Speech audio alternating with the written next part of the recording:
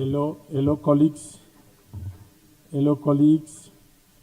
Uh, just to announce that we are having some issues of delay, mainly, and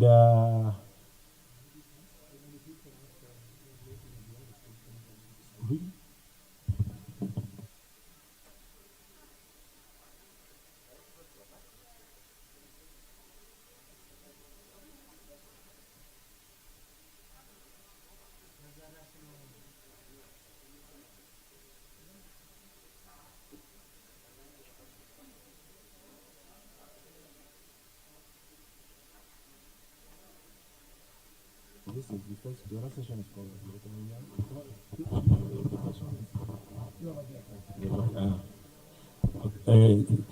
Good afternoon, colleagues. We have two sessions that are going to hold in this venue. There is a session of the Global Gateway, and there's also another session celebrating the UN Sustainable Transport Day. So we understand that there are participants here who want to attend one or both of the sessions. We encourage you to attend both, but we are just trying to get the sense who is for which session so that we can better plan where to start. So if I could kindly ask you to indicate which of the sessions you wanted to attend. The Global Gateway, could you kindly raise your hand? Thank you. The Sustainable Transport Day? Okay. Both? Okay, please look at the we start with Domenico, we start. okay, so we start by the Global Gateway session. They try to be short. Yeah, they try to be short, and we encourage you to attend both. Thank you.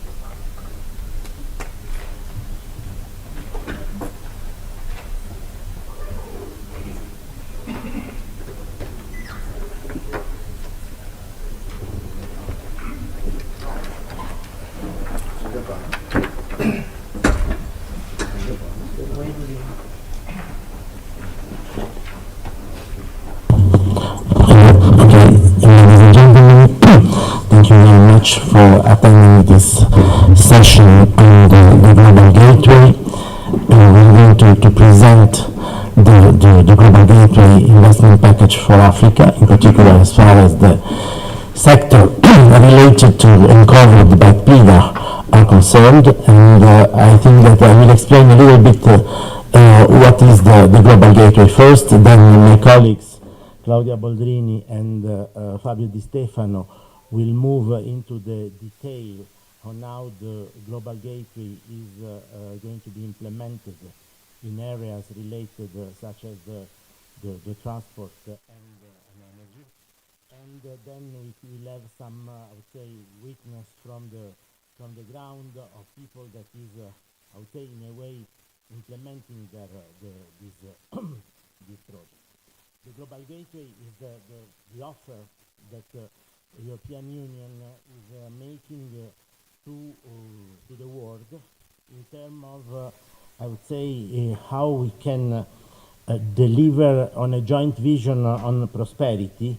And in order to do so, we would like to bridge the investment gap that is existing, in particular in the domain of infrastructure. I think that with the COVID crisis first, then the war of aggression against Ukraine, we realized how fragile was the autonomy of Europe on one side, but also the autonomy and strategic autonomy of Africa. And this is why I think that we came with this strategy that should help in reinforcing mutually the strategic autonomy of these two continents. It's clear that with the Global Gateway, we are aiming at mobilizing 300 billion euros, and half of this should be implemented in Africa. Africa remain without any doubt the most important of our partners, and of course we are going to invest more and more in this continent, and this was if I may, the leitmotif of the latest African Union European Union summit that took place in Brussels in February 2022, and where the head of states of the two continents endorsed this Africa-Europe investment package. Is I would say a very comprehensive package that is covering 11 sectors in a way, and is intended to translate the philosophy of the Global Gateway into practice for the different sectors. Global Gateway, of course, is not just money that is coming from the European Union, so it's not just official development aid, but the objective is to mobilize all the power fight of the European Union, and therefore should in a way involve not only the 27 member states in addition to the EU institution, but also the financial institution, and last but not least the private sector. So I think that the idea is to use the public money as a multiplier in order to be able to leverage the capital that is needed.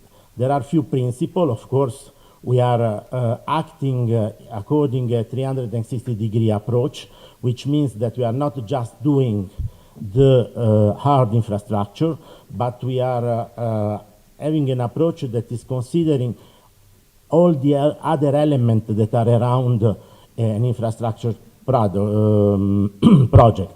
Could be governance, could be economic development, could be vocational training, and so on.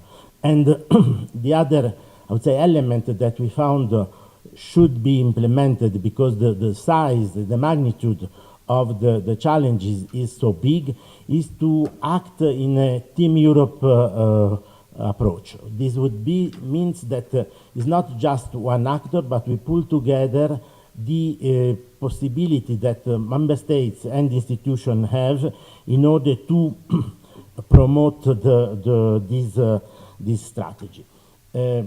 I wouldn't go into much more detail, just to give you an idea.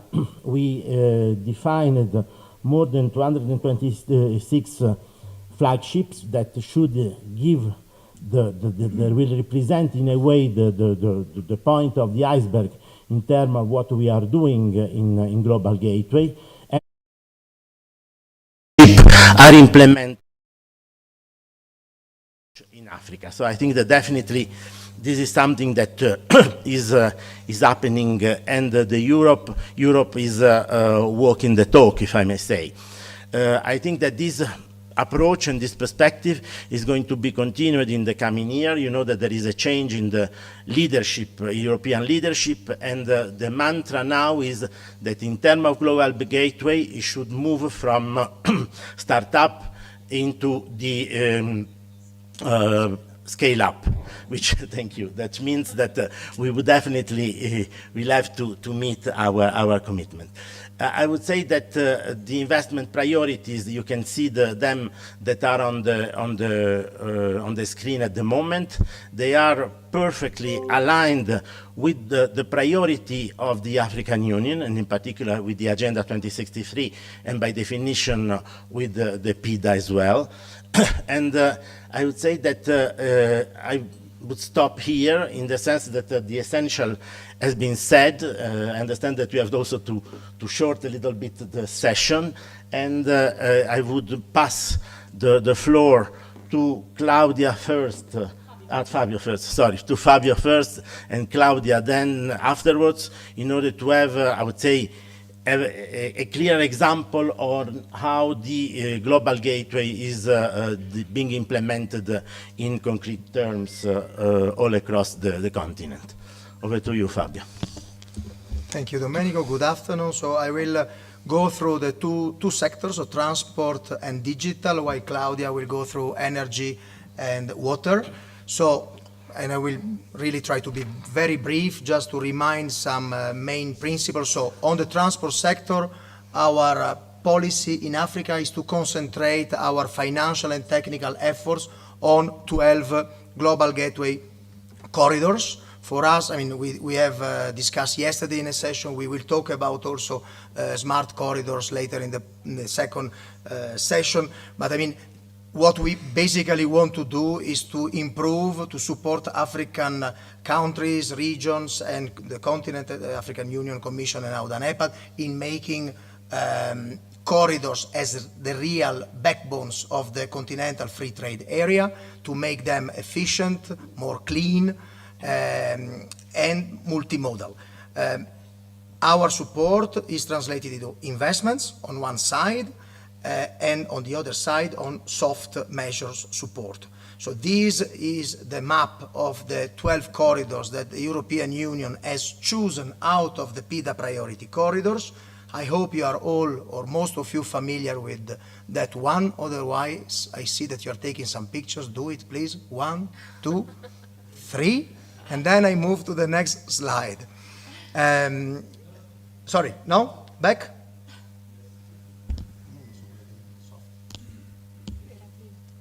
Was it?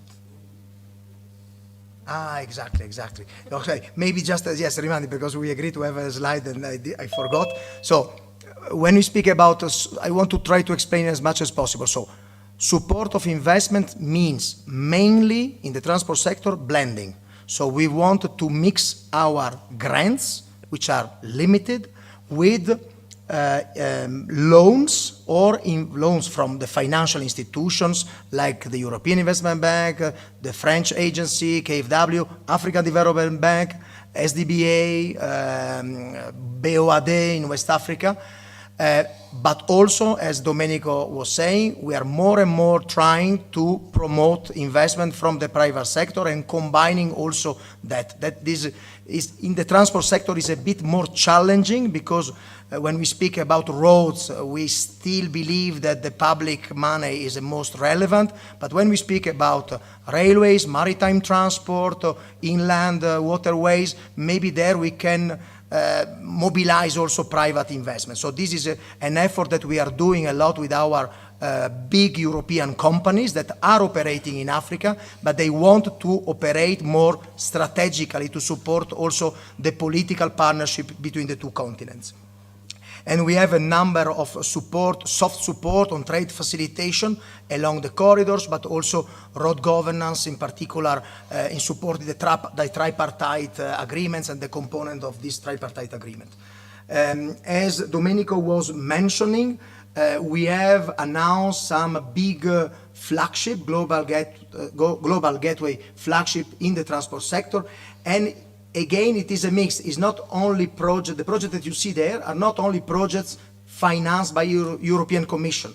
There are some of them that are financed maybe by other of our member states. In some cases, you will see in other sectors, even by private companies in Europe and with not public funds. But this is not the case for the transport sector. So I don't go through them. Maybe some of you will recognize some projects in your respective countries. Stop on transport. Then if there are questions, we are happy to follow up. Digital. Digital is a relatively new sector for the European Commission, and I must admit for many of the implementing partners, and unfortunately also for several of the European investment banks, that they have limited resources, have been dedicated limited human resources to this sector. So it is a sector in which we are entering since now 4 to 5 years, and we are facing the challenge also to really decide how to best, what is the different financial setup of the different projects, because it's a sector where the private sector is prominent. So, and we need to see how our grant can be really used to leverage the private investment in that sector. In terms of policy priorities, we want to invest again on investments and governance. On investments, we focus on the submarine cable and intercontinental connectivity for Africa with, of course, Europe, but not exclusively. For instance, we are also promoting now a Blue Raman project connecting Europe, India, and the Horn of Africa region, just to make an example. We want to support the regional economic communities in developing the regional backbones. We will have the colleague Guichard from ECAS also to present a bit their vision for their region. We want to support data centers. We had a session yesterday more specific on that. And we want also to address the challenge of remote areas. Those remote areas which probably in the next 5 to 10 years will not get the cable there. So we want to take advantage of the new satellite connectivity opportunities to provide connectivity to those remote areas. Of course, in combination with hard, we also promote digital innovation. There is a program called IDIB. We are promoting a regulatory framework. We are engaging more and more with national regulatory authorities or with the regional association of regulatory authorities, and we are trying to promote the twinning with the European regulatory authorities. Last but not least, since it is a new sector, we have a big advantage to be able to work as Team Europe. You have probably noticed that in reality, European Union is the Commission, member states. Sometimes you don't understand who is doing what. Now in the digital sector, we have created a D4D hub, and the idea is that we jointly put our forces together to offer to our African partners, it is the same for other regions of the world, a joint European offer. And since it is a new sector, we have chances to work in a coherent manner between all our member states. I think, so this is a bit some of the flagships that we are working on, digital investment. You can give a quick look while I pass the floor to Claudia to continue on energy and water. Thank you. I think in any case we will transmit the presentation to AUDA, etc. So probably it will be also available for the participants. But moving on to energy. So energy is also one of the priorities of the Global Gateway. Actually, it's climate and energy, because we want to underline that what we do is entirely in the context of renewable and sustainable energy. So the priorities are basically projects that are crucial for the establishment or the strengthening of regional energy markets. And then, of course, at some point of a continental energy market, as we work already with the African Union on this. Access to energy is also one of the priorities, including clean cooking. So there was a summit organized by the International Energy Agency in Paris this year in May. And there also our political leaders made a pledge or an announcement that we would beef up also our support to clean cooking initiatives. And so we are financing regional clean cooking programs in all the region of Sub-Saharan Africa. Renewable energy generation, of course, is also a priority. And I would like to flag that we also are starting with some programs or activities in the field of green hydrogen, which is also a bit new for us. Of course, as I mentioned, we also we work a lot with the continental level, so with the African Union Commission and with AUDA-NEPAD, in particular for the processes that have been presented several times already during this week. So the Africa Single Energy Market, AFSEM, and the Continental Master Plan are two processes that the European Union supports still already since a number of years, and we will continue to support this endeavor of our continental partners, now with a dedicated program called Continental Energy Program that will become operational next year. What we do in the field of energy is also in the context of Team Europe, as my colleagues have already mentioned. We have a Team Europe initiative that is called the Africa EU Green Energy Initiative. And this is basically the sum of all the actions of the EU, so of the institutions, and of the 27 member states, plus also the private sector and European banks. So this initiative mobilizes up to 20 billion euros in the... Let's hope that it comes back. No, look, the microphone is still working. Yesterday it came back very quickly. But 20 billion euro mobilized in the period 2021 to 2027. And we calculated that this would support about 50 gigawatt of new renewable energy electricity generation, and access to to energy for 100 million people. Hopefully it will get back. Yes. Okay. Yeah. Okay. So as in transport, as in digital, as Fabio explained already, we look at the hard side, so we look at concrete infrastructure investments, projects that are really of a concrete nature, let's say, but also we look at the soft side. So I will present just later on all the energy flagship projects of Global Gateway, which of course you will not be able to read because there are too many. But just to mention that this covers the whole energy value chain. So there are projects of production, of storage, of transmission, of energy access, and as I mentioned, also of green hydrogen. But also we have a lot of work that is more on the soft side. So I mentioned already that we support the continental vision of a single energy market and the Continental Master Plan. We support clean cooking initiatives. We also have direct support to some of the power pools in terms of TA or project preparation facilities, or in general of a reinforced cooperation. And we also have a tool that is dedicated particularly to the private sector. It's called One Stop Shop. And this is supposed to increase the private sector participation and structure projects both from the African and European private sector that would like to get active in Africa.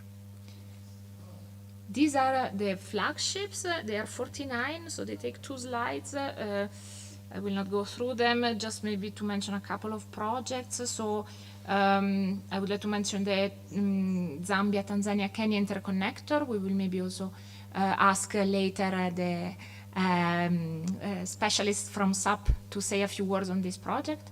This is a PIDA project as well, and we support it both from the Zambia side and the Tanzanian side. And then maybe you can also notice that there are several generation projects like the Kakono hydropower plant in Tanzania or the Kariba Dam also in Zambia. So these are all the flagships. Moving on to water. So in water, once again, it's a Team Europe approach that we adopt.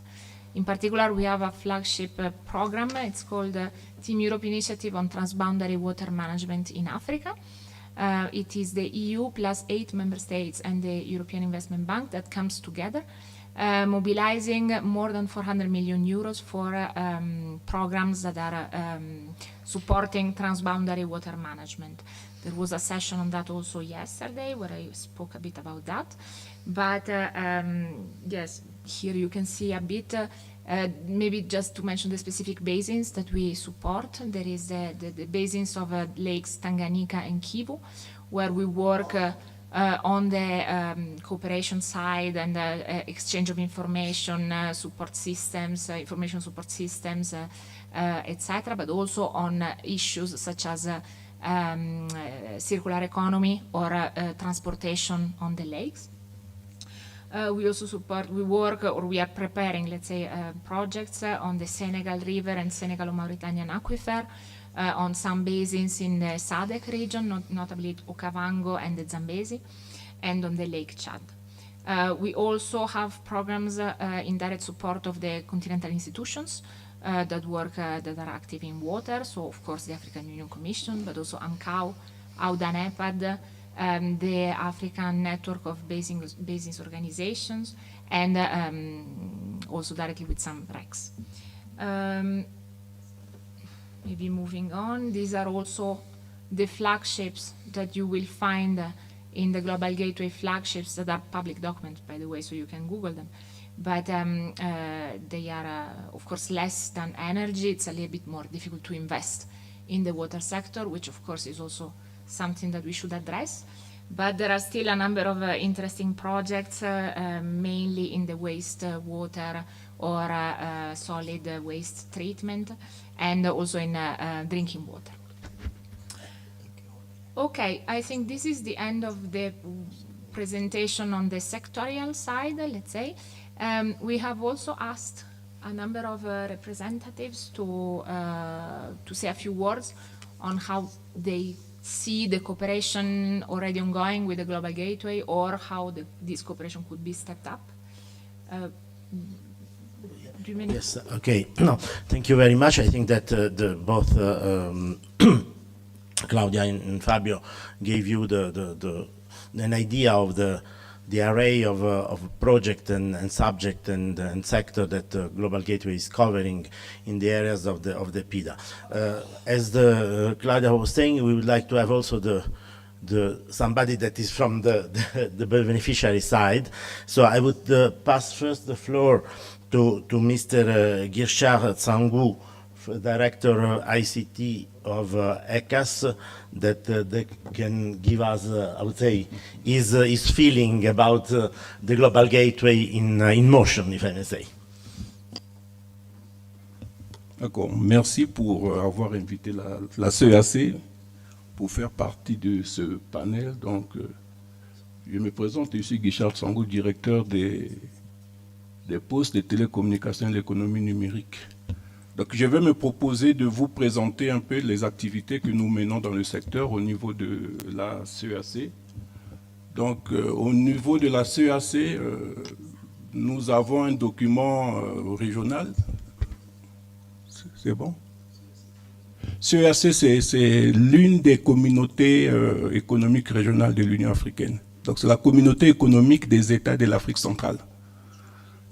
ICAS en anglais, CEAC en français.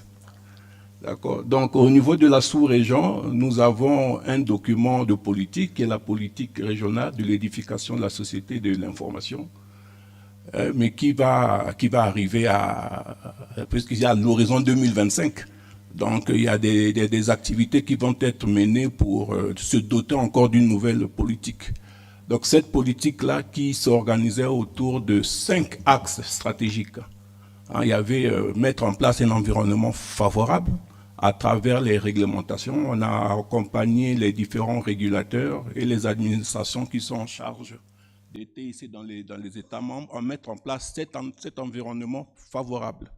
On a aussi élaboré des textes qui ont encadré le secteur de la cybersécurité à travers des lois modèles qui ont été élaborées et adoptées de façon au niveau régional par les plus hautes instances de la communauté.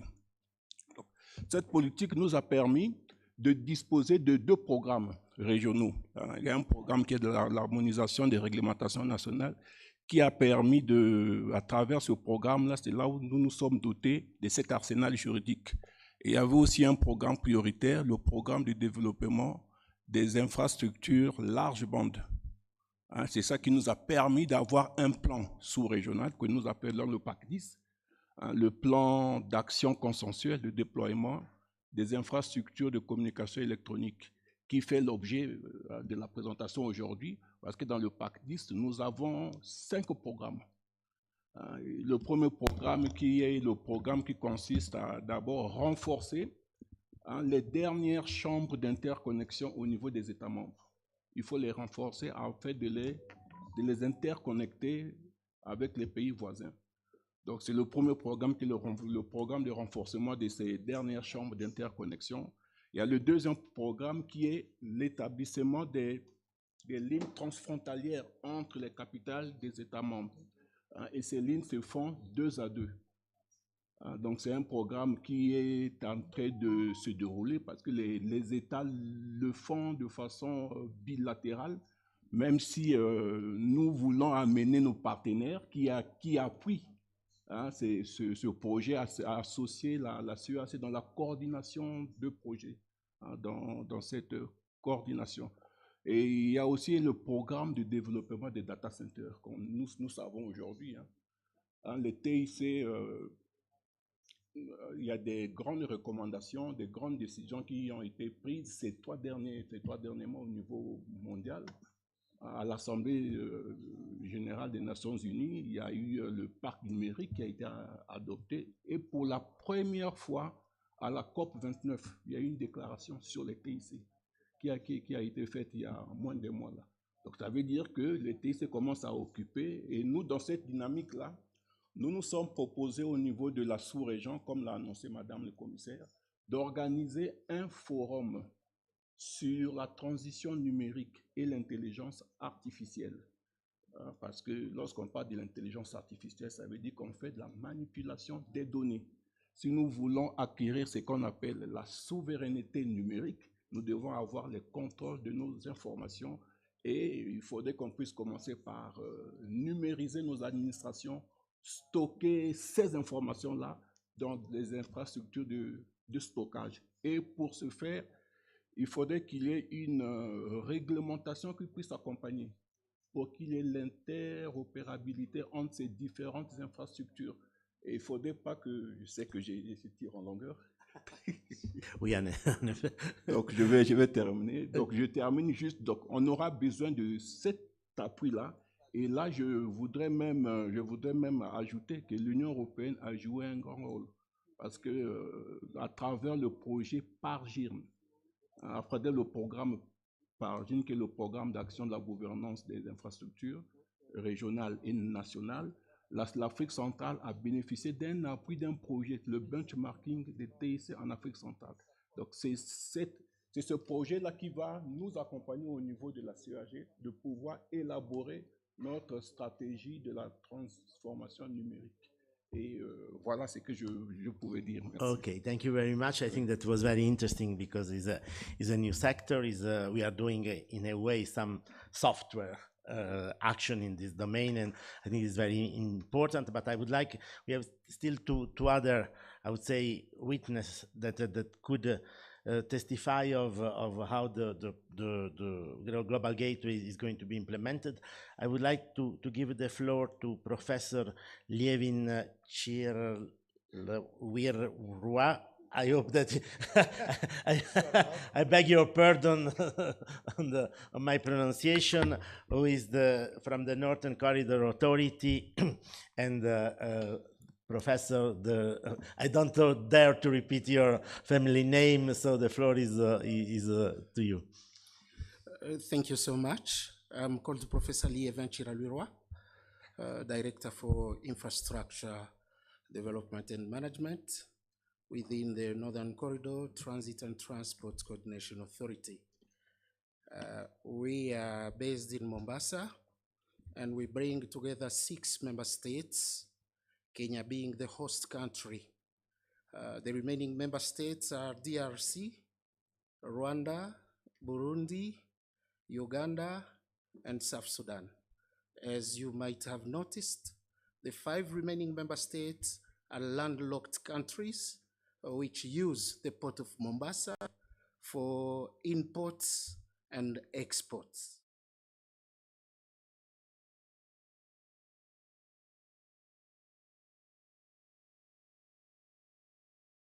Mombasa. We have been there for the last 39 years, since 1985. So next year, the Northern Corridor will be turning 40 years. We have been working closely with the European Union on 3 or 4 main projects. Number 1, EU has accepted to support the review of the infrastructure master plan for the Northern Corridor, which has a scope from Mombasa on Indian Ocean all the way to Banana on the western coast of Atlantic Ocean, going through the port of Kisangani.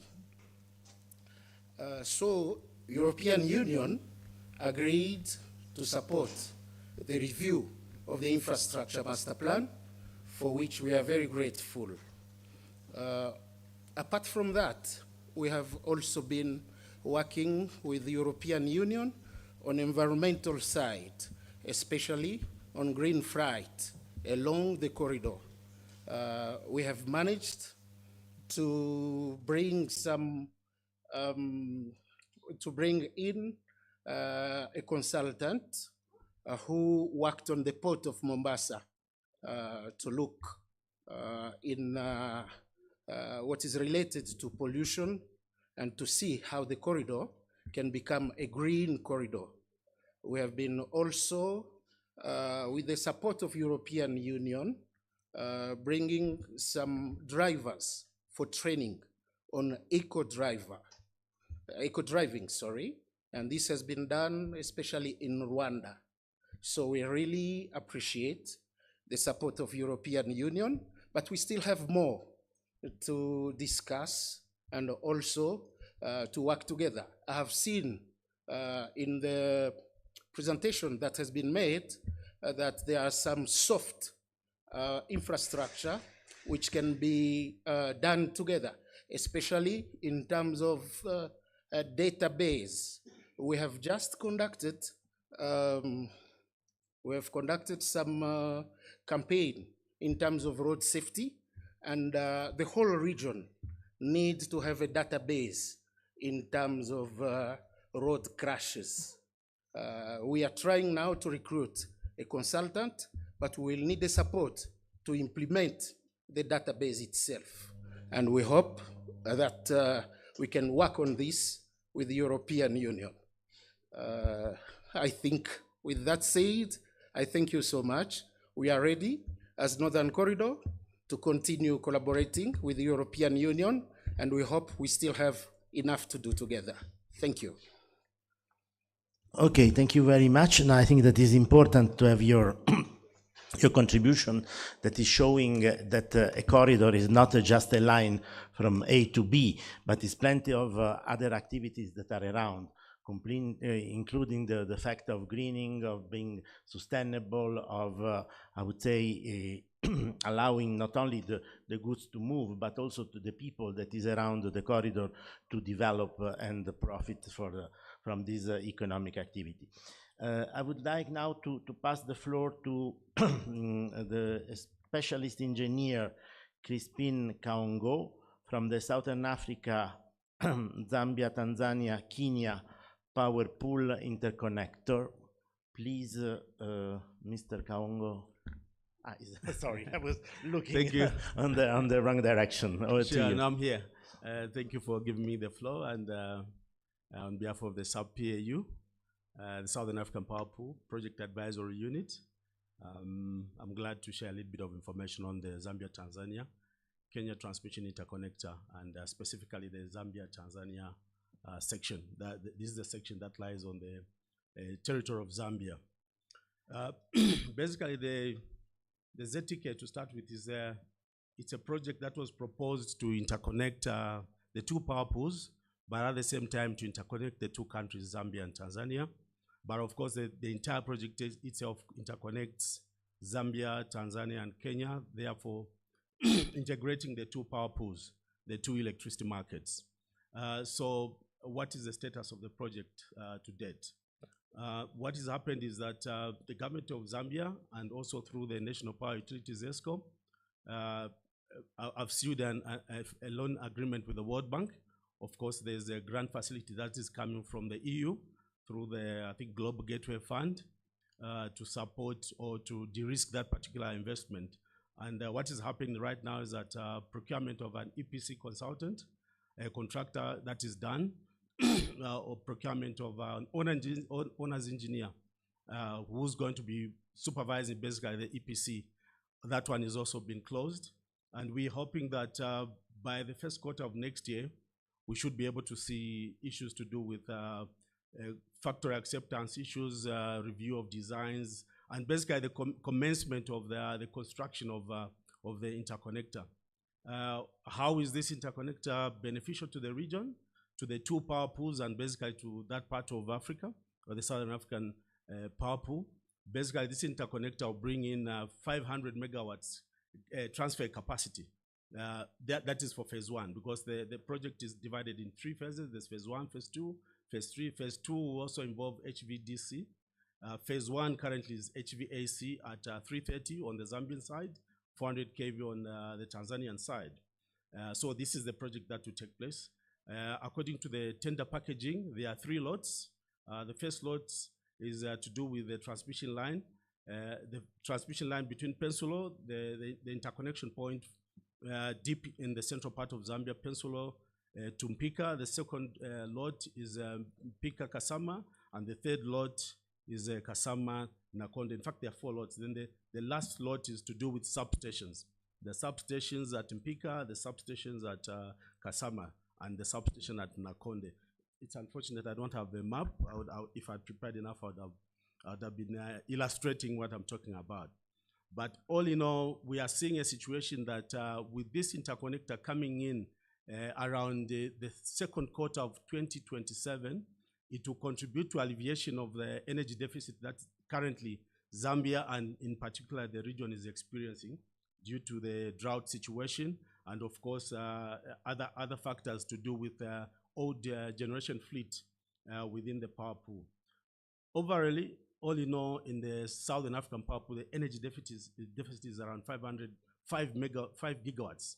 That is 5,000 megawatts of power, a shortage, meaning that there's suppressed demand.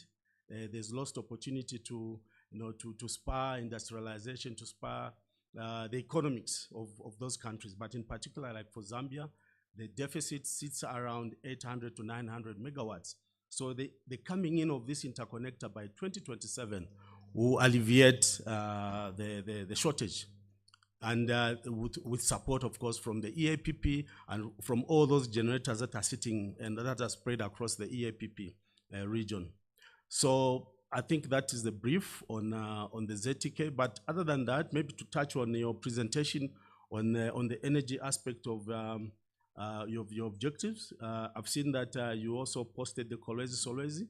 That is a project that we prepared under the Southern African Power Pool. This is a project between DRC and Zambia.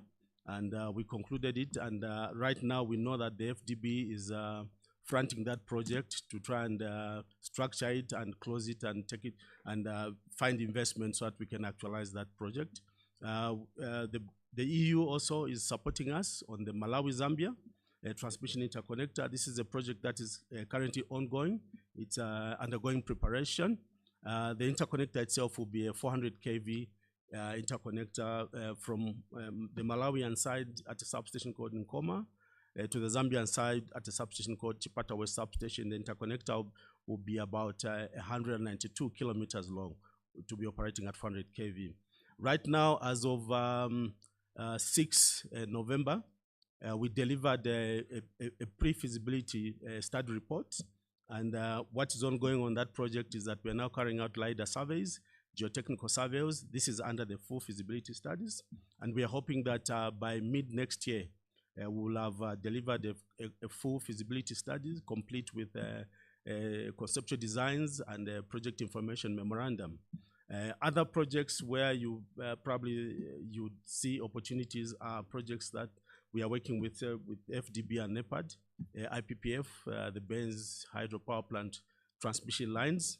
You might wish to know that the two governments of Angola and Namibia are developing a hydropower plant on the Kunene River, the natural border between the two countries.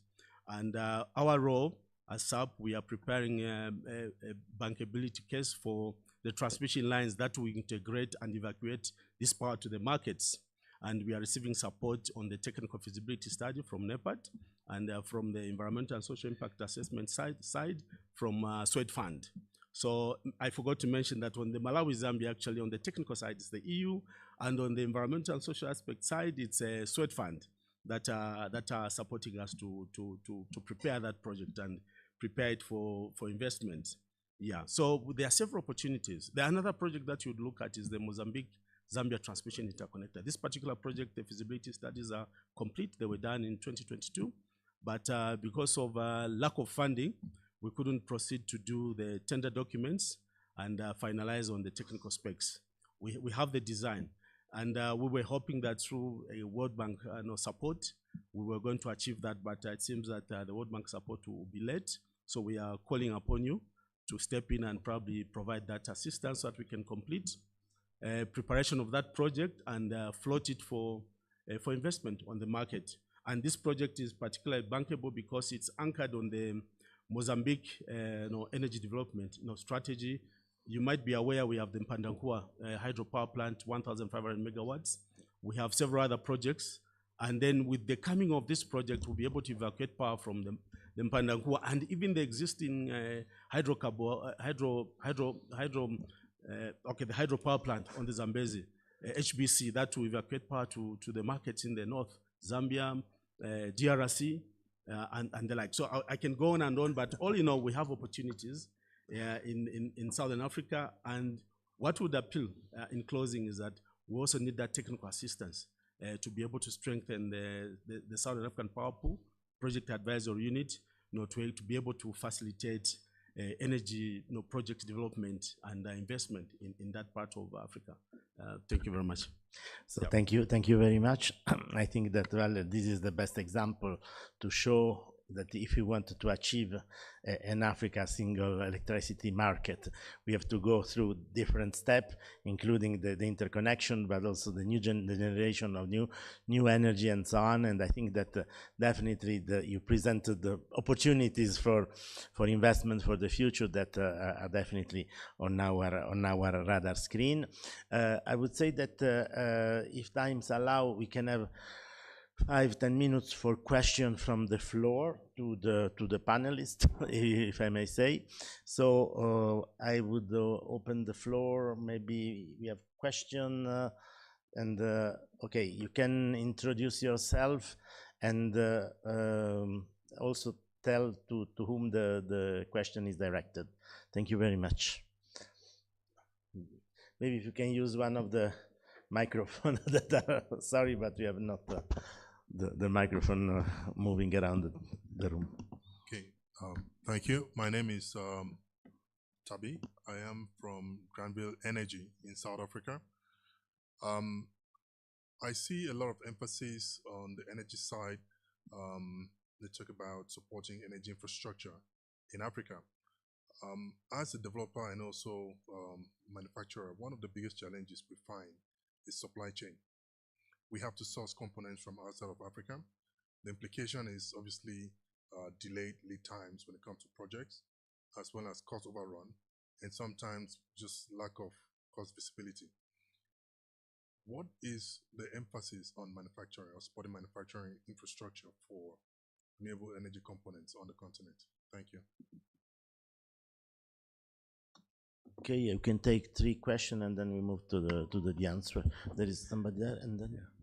Okay, thank you. Yeah, please. Yeah, my name is Robert Lusinga. I work with the Economic Commission for Africa. My question is to Fabio. My understanding is that the Global Gateway is about infrastructure connectivity.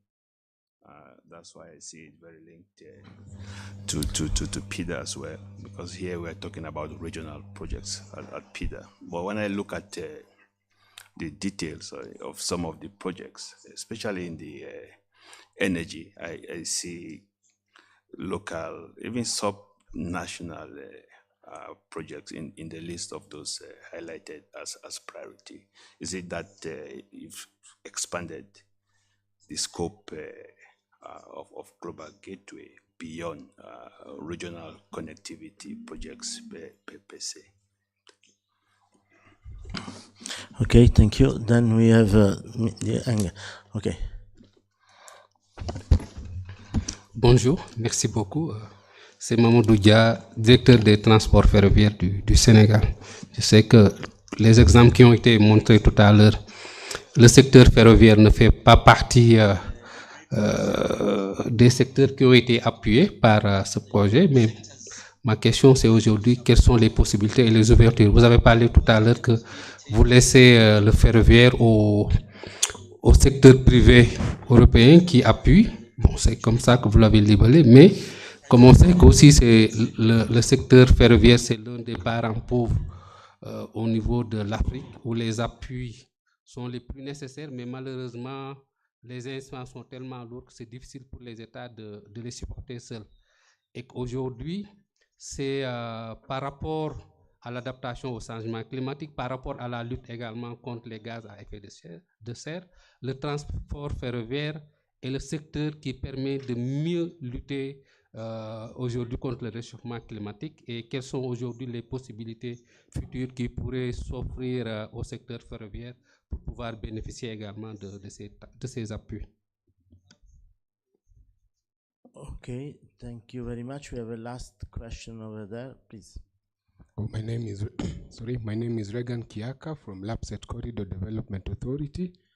LAPSET program has an enormous potential for regional connectivity, and recognizing that the existing port of Mombasa and the Northern Corridor serve as the primary trade route, I wanted to ask how can a Global Gateway Initiative support the development of the LAPSET Corridor project, whose focal point or anchor project is the Lamu Port, since it has a significant potential for regional connectivity. We are currently on the preparatory stages doing feasibility studies and environmental impact assessment. So what specific funding instruments within Global Gateway can LCDA or LAPSET Corridor Development Authority utilize to accelerate the preparatory stages? Thank you. Okay, so I think that we can, I can ask the panelists to try to answer. Just to tell you, well, as you know, Global Gateway is not just the sector that have been mentioned today. So I think that is covering, I would say, much broader landscape. For the one that are interested, the last month, the European Union, together with the AUDA-NEPAD and the African Union Commission, published a report that is titled A Prosperous and Sustainable Africa and Europe, taking stock of the implementation of the joint vision of 2030 and the African Union Agenda 2063. I think that this is, I would say, very comprehensive, will give you ideas where we are going to intervene, including in areas such as the manufacturing, the development, for instance, of regional value chain, because I think that is important that at some point Africa is going to produce made in Africa, for the rest of the world. So I think this is definitely something that is we are going to develop. But on the more specific question related to the yeah. Sorry. Yes. Our colleague from the thematic division on energy and infrastructures. Yes, on the question on the supply chain and the manufacturing, this is something that is very important also in Europe. You have many suppliers, many companies working in the clean tech sector that are facing exactly the same issues. This is something that is getting more and more, let's say, catching attention. We have conducted recently a study on manufacturing in Africa to see how we could foster a partnership between Europe and Africa on this very specific aspect. So this is something that we are looking for very, let's say, with very much attention. We have also a series of initiatives for the private sector to support supply chain. So this is also something that is part of the Global Gateway, that is horizontal to all the sectors of the Global Gateway. And maybe a last point is that all what we presented today on the Global Gateway, being the energy sector, the transport, maritime approach, the port, are also meant also to facilitate trade and facilitate the exchange, and to let's say to make supply chain more fluid and meeting the needs of the let's say of all the actors and the end consumers. Thank you. Okay, so now very quickly, Fabio, because then I would like to give the floor to Director Kazauer for some closing remarks.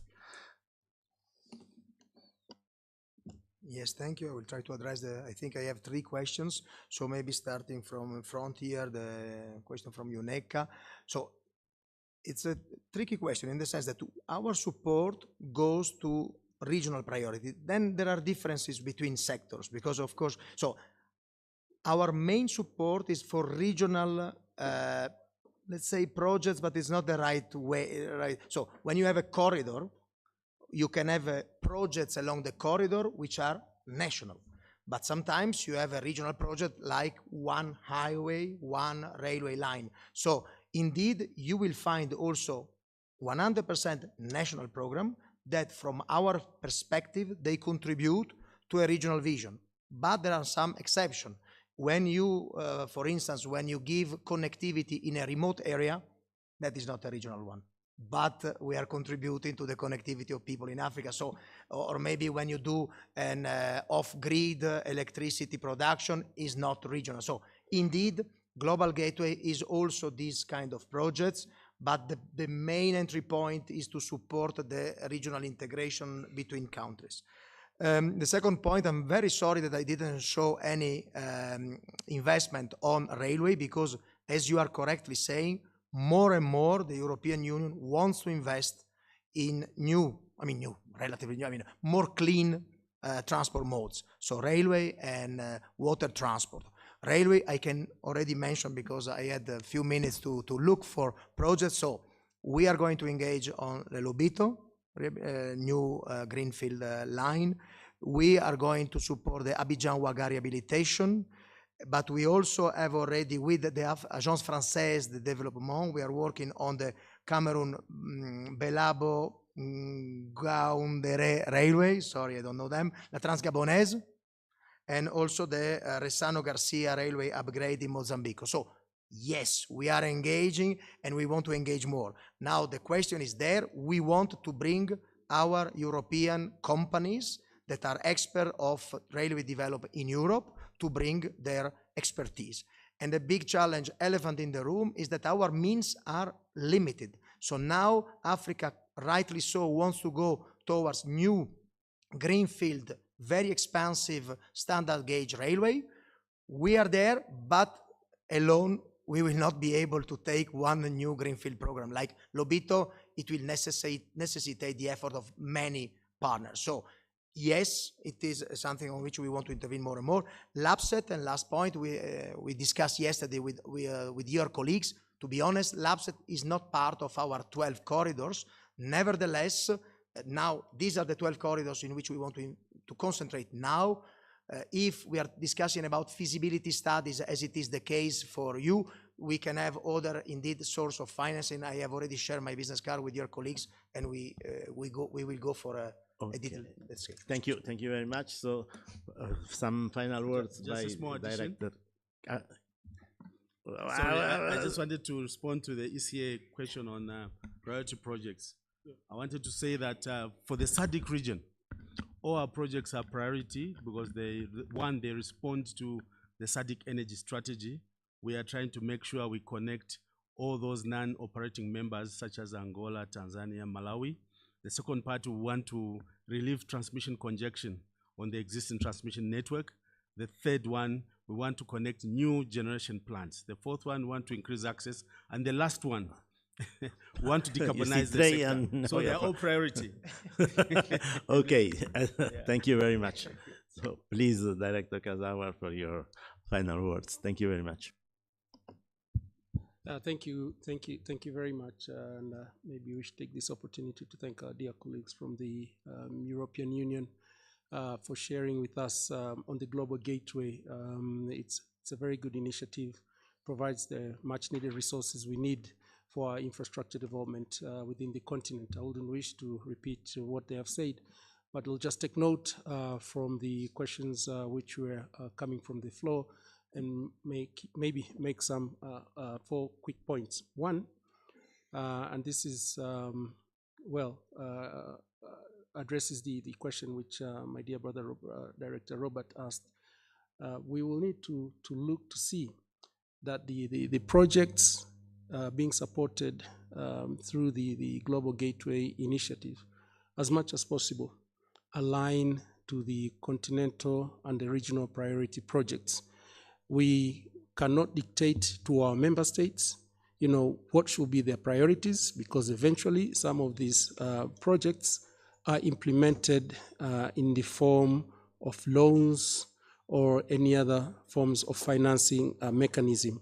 But as much as possible for us at the continental level, we'd wish to see that the projects being selected, the project being funded, also are in alignment to the priorities of the regions as well as at the continental level. And we've had very long discussions with the EU, which they also agree in this aspect. Second, the financing is there, the investments are there. Where are the projects? Do we have a pipeline of sufficient projects for investment? So what we need is to request the EU to also extend resources for project preparations under the Global Gateway Initiative. I know that, yes, there is instruments or facilities being prepared where resources can be provided for project preparations. So to make this project bankable, so they'll attract investment. So that's the second aspect. I think this is something which we request our colleagues from the EU to put some emphasis on, so that we can see we progress some of these projects from the early stages they are to bankability. The third aspect is the enhanced coordination, I believe, on all the key stakeholders and partners. I think we need enhanced coordination between ourselves, the EU and the AU institutions, AUC as well as AUDA-NEPAD, our infrastructure stakeholders, the regional economic communities, the power pools, the corridor management institutions, and all the other stakeholders who are vital when it comes to infrastructure development within the continent. This has been a very good session, and I think it's provided some insights on the availability of resources for the infrastructure.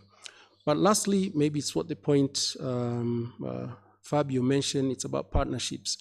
In as much as the EU has the resources to assist in financing or developing projects within the continent, but the EU alone cannot do it by itself. We need resources mobilized from our own member states, resources mobilized from all the other partners. So this coordination with the other partners will also be very crucial. And a good example, I think, which has been highlighted is the Lobito Corridor, where we know, there are several partners who are coming in to invest in that corridor. But also, I think the LAPSSET could be a project which will take a similar approach. The Central Northern Corridor and all the other, mega infrastructure projects in the corridor will need the partnership of different partners, development partners, to assist us in developing them. That's my final word, and I thank the EU, the organizers of this session, all the dear participants who participated for their active insights which they've shared. Thank you so much. Okay, thank you very much.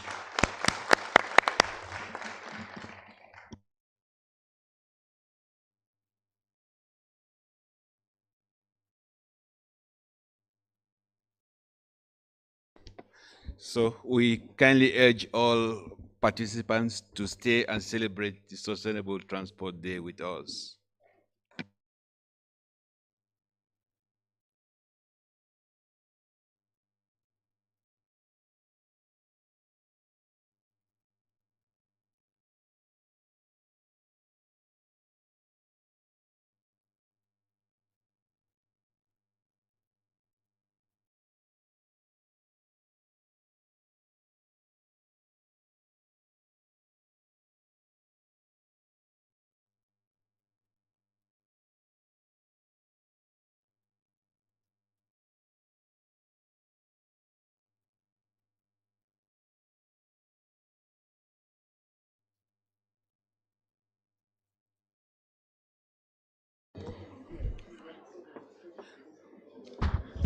Can I kindly call all the speakers in this session, panel members, to come to the podium, please? Can I call Mr. Walid Hamdi, Head of Information Society Division of AUC, Engineer Michael Muchiri, Ministry of Transport of Kenya, please, if you're here. Mr. Emmanuel Emaniranzi, Director of Transport Policy and Planning, Northern Corridor. Can I call, Fabio is already here, I think. And can I call Ms. Monali Ronade, World Bank?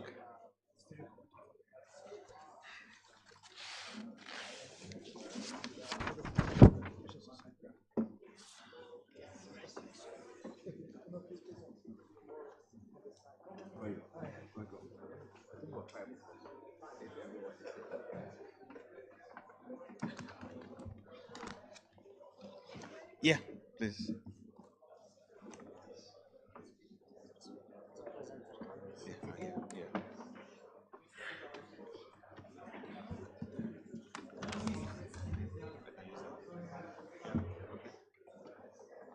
Could you?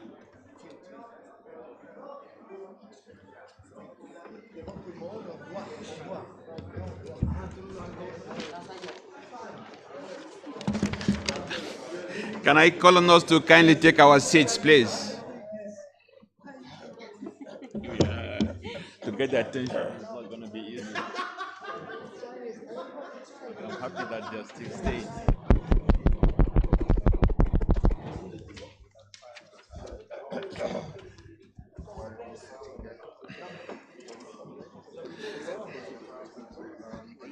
Yes, please do. My name is Mushiri. Hey, good to see you. Happy to know that you are here. I was calling Engineer Mushiri. Where is he? No, it's going to be very simple. Question asked We actually cheated. We get the question to the students.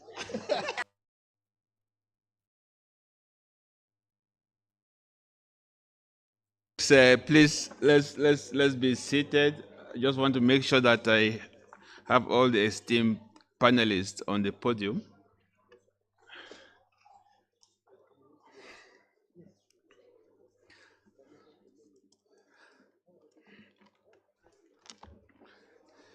Thank you so much. We do appreciate that you are still here with us, despite the fact that we are more than 1 hour late.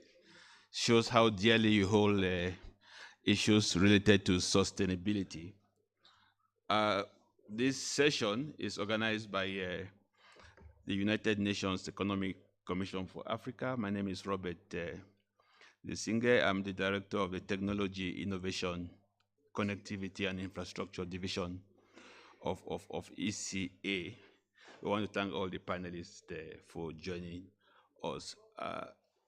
Today, 26th of November 2024 is the third actually Sustainable Transport Day.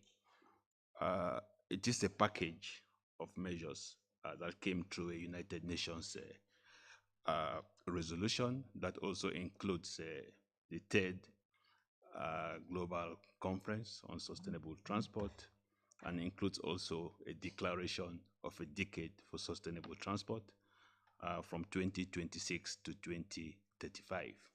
Today around the world, the Sustainable Transport Day is being celebrated, and we thought during the SPIDA week it would be appropriate to celebrate as well. But we also felt that we could choose a theme.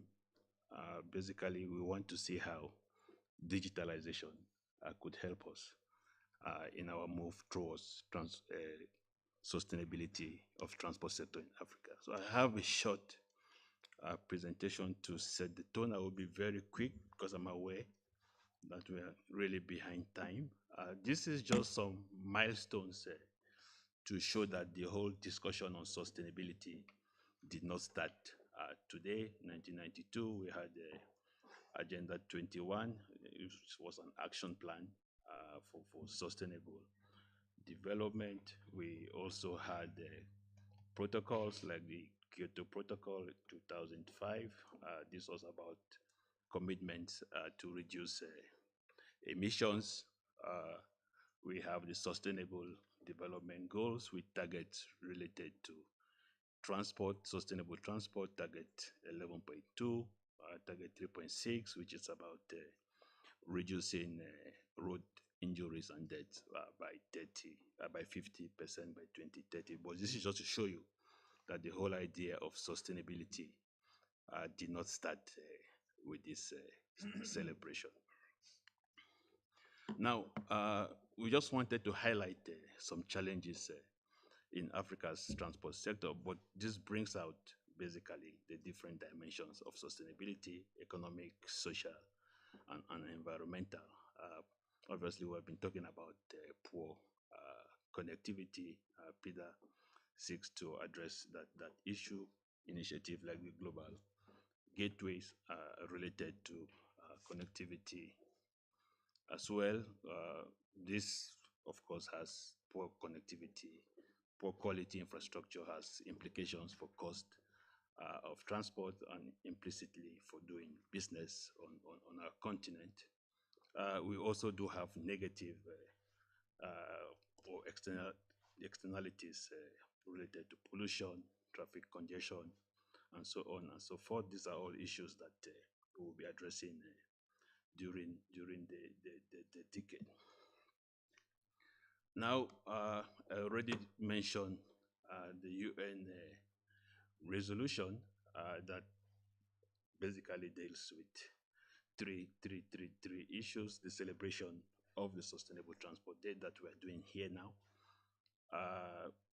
There's going to be an implementation plan, and there's a consultative process that is going on. The idea is that we all, no one is left behind in developing the plan for sustainable transport decade. So very quickly, this is a roadmap. I'm not going to read any of this, but just to show you the gamut of activities that are already underway to develop the implementation plan for the decade. You can see in yellow, is part of what we are doing here today to celebrate the Sustainable Transport Day, but it's already raising awareness about the decade that is coming up in 2026. These are more activities that are lined up towards our decade. We will share the presentation. We do believe that as we're in the process of developing the implementation plan, ECA, we want to make sure that the challenges that we experience on our continent, Africa, feed into the implementation plan. But like I said, we will all have the opportunity to make input to the implementation plan. But some of the things that we want to see is about mobilizing resources to implement project. That will be key. Accelerating the single African air transport market. I think this is a project that has been with us since 1988 in the form of the Yamoussoukro Declaration, then the Yamoussoukro decision, improving cross-border multimodal transport. We have been hearing about this since yesterday when the side events for PIDA Week started. Of course, the whole issue of digitalization, which is the theme of our session. How is this going to contribute to sustainability of the transport sector in Africa? And this is my last slide, just highlight some of the things that you are doing. The nice picture that you see there is just advertising a stakeholder webinar that DESA, UN DESA, United Nations Department for Economic and Social Development, is organizing today.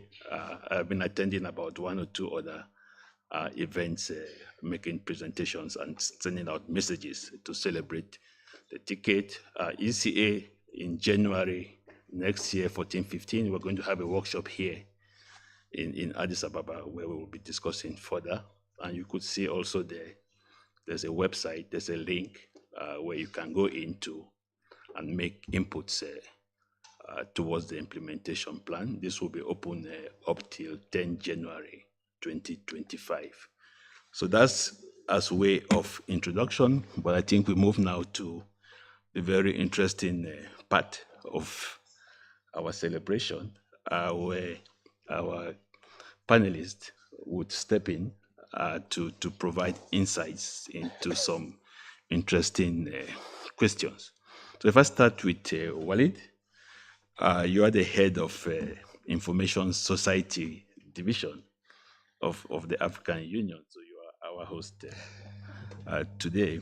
Now, the AUC has developed the Continental Digital Transformation Strategy, as well as the Continental Strategy dedicated to artificial intelligence. How do you think all of these tools will support the decade for sustainable transport? Please, Walid, you will have 6 minutes. Yeah. Yeah, thank you so much, and allow me to welcome all the panelists and participants to the AU headquarters. I'm really thankful to be here today to address this important topic and also to celebrate the sustainable transport decade. So, as you mentioned, the digital transformation strategy, the African Union AI continental strategy, all those very strategic strategies, they have really an impact on every sector. Of course, transport is one of them.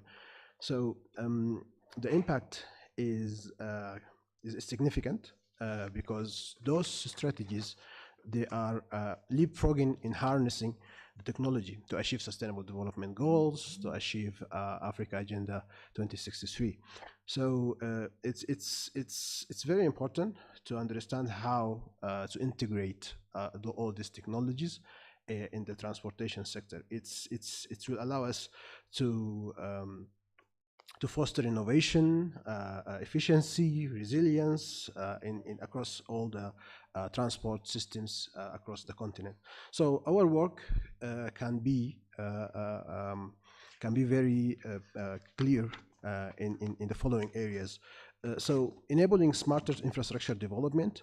So this digital transformation, AI strategies, they are enablers for sustainable or smarter infrastructure development, because data-driven policy making, data-driven decision making is something that we can utilize alongside the technologies like the AI in the phases of planning, designing, and maintaining the transport infrastructure, because those infrastructure are not cheap; they are very costly. So we can use this AI simulation in order to reach to the best design that can address our African challenges when it comes to transportation systems or infrastructures. And we can also optimize the road and networks, the railways, and urban transit systems.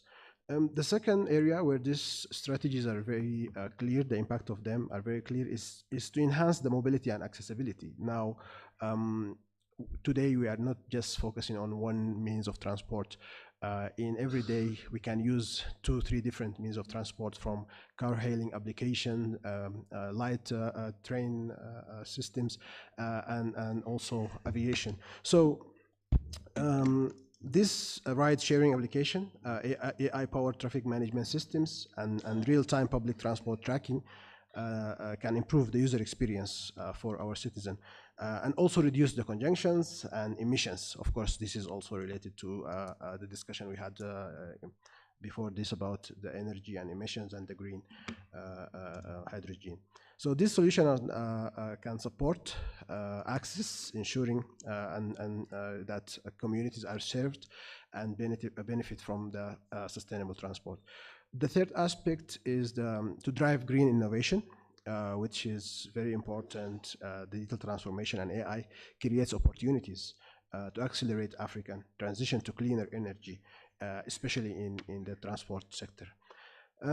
Moreover, strengthening the data governance and the regional integration, which is, I think, which is very clear in the PDAP projects, is something that can be accelerated by the digital transformation and use of emerging technologies such as the AI. So it's emphasized the importance of data in the first place, and also shared platform, regional platforms, AI tools can foster this regional collaboration we touch on, and also to standardize the transportation policies, improve access to cross-border trade and movement of goods and all these things.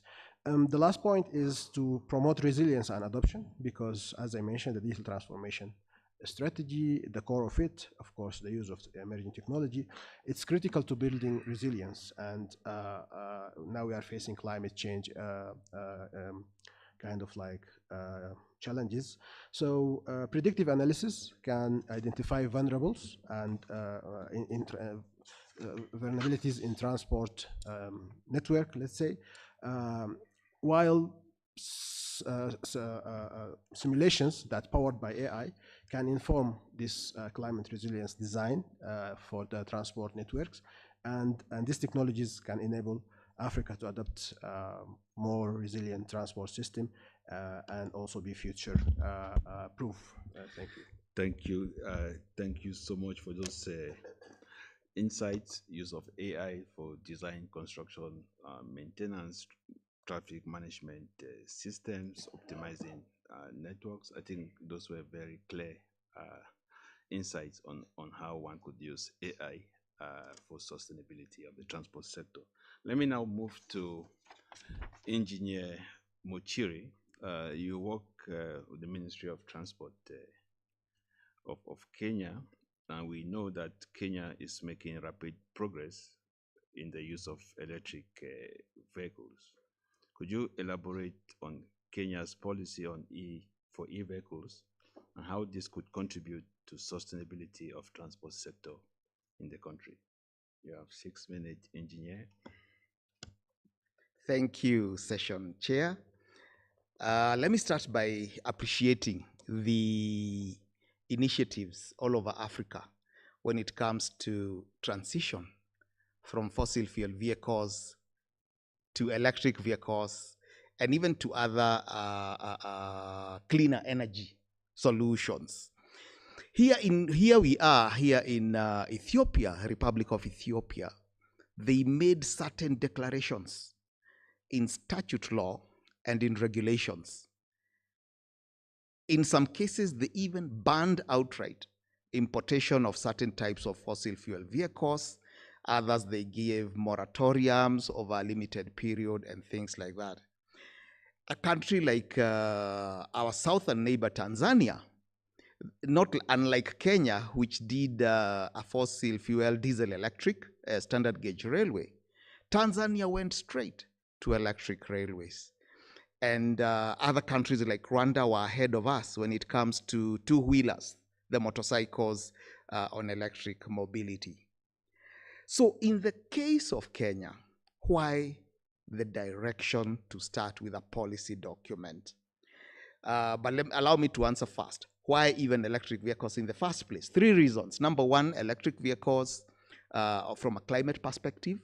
We are talking about CO2 and its derivatives, climate change impact, therefore reduce emissions, the CO2 effect of emissions. Number 2, air quality within dense urban areas. We do not want the air quality within our urban areas affected by transportation the way it is in some countries in Asia that we talk a lot about. So we want to take a low carbon path of development within transportation, and that is the sustainability each of the speakers has been talking about since morning. And thirdly, it's the economics. Fossil fuels are imported, and sometimes forex within developing countries are not readily available. Hence the reason to go from fossil fuels to electric mobility, local solutions. Now, the question of a policy document is a governance issue. Within democratic republics, before you can implement a decision, you want to start with a policy position. Or when it is just a simple policy position, you issue a policy statement. But when it is complex, then you need a policy document. So what we did, we started with a situation analysis, what we have, and how we can transition to electric mobility. And the policy document, we went all over the country, getting the views of the people, including the political class. And we were looking at what do we want in the policy. Number one, we want adoption of electric vehicles to be upscaled. Instead of 2-3 vehicles on the road, we want certain targets. For example, 5% of electric vehicles within the next 5 years. And even higher percentage by the year 2030, 2035. And by around 2050, we want a largely electric fleet. To get to that stage, you need resources. You need to think about the local component manufacturing so that the electric mobility is growing out of local initiatives and local resources to make it cheaper. Because remember, an electric vehicle on average, whether it's a motorcycle or a four-wheeler, is 2.5 times to 3 times more expensive than a fossil fuel vehicles. So what techniques will you use to reduce the cost of that electric vehicle to be almost at par with the fossil fuel vehicles? So those fiscal incentives or reduction of taxation must come from a policy position. And once we did the policy document, we are now at the place of developing a strategy and an implementation plan, complete with costs, which now will get into our budgetary system, what we refer to as medium-term expenditure framework. And at that stage, then we will come to our multilateral donors, Africa Development Bank, the World Bank, and everybody else, to come and chip in based on a well-studied, comprehensive, costed policy document. So that is based on Kenya's bureaucratic and democratic systems of governance. We must go through that route. Otherwise, if we do not go that route, it will not pick up, it will not get traction. Thank you, Mr. Chair. Thank you. Thank you so much, Engineer. I think I like the value chain perspective that you brought in. How do you make sure that Kenya inputs into the manufacturing of electric vehicles are very important. Thanks also for sharing the experience in Kenya to develop the policy framework for electric vehicle. I'm sure that we in other countries can learn from that. Now let me move to our next speaker. I will turn my attention now to a corridor we already heard before the professor talking about efforts to have a smart corridor in the northern corridor to transform it, so to speak, to a smart corridor. But the question I have for you, Emmanuel, is corridors are a perfect ground for deploying sustainable transport, including taking advantage of innovative digital solutions. So where are we in the northern corridor in the process of transforming yourself, your corridor, into a full-fledged smart corridor? And what are the constraints you are facing in that regard? Thank you very much, Session Chair. I would first of all appreciate the fact that you invited Northern Corridor to be part of this Sustainable Transport Day, and also share some of the insights in terms of what we are doing as a corridor. I will not introduce the corridor because my colleague, Professor Lieve, has talked about the Northern Corridor, who we are. But in brief, we are a corridor that fosters regional trade, of course, and connectivity, of course, with regard to addressing issues to do with environment and the social economic development. So as a corridor, I would say we have prioritized sustainability through digitalization of services, of whatever we are doing, because we think it is an enabler of a green and efficient and also a seamless transportation system. So we are a multimodal transport corridor, which means we have to deal with roads, railways, pipelines, and other modes of transport. So in terms of what we are doing, or rather what we have done, in line with digitalization, I will list just a few things that we have done so far. Number one, we have managed to implement the single custom territory across the region. So this is something that has resulted into a reduction of transactions in terms of transit cost and transit times. So you understand by implementing a single custom territory, basically you are in one way or the other putting together all the member states, and you are able to actually share real-time information on trade, on customs, and even transit data. That is number one. Number two, we have implemented the regional electronic cargo tracking system. So this is a gadget that is a tool that is helping us to monitor what is happening across the corridor. Basically, we wanted to enhance security of containers moving along the corridor. So we are able to track and see what is happening from the port of Mombasa all the way to the final destinations in the countries.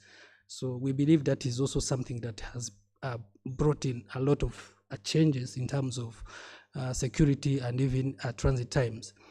Another thing is on the way bridges and the border crossing, way bridges, and even border posts, because we, as a Northern Corridor, we track how long trucks take to cross a way bridge within the corridor, and also how long it takes to cross a border post. So we have been able to advocate for implementation of high-speed way in motion for the case of Kenya for now.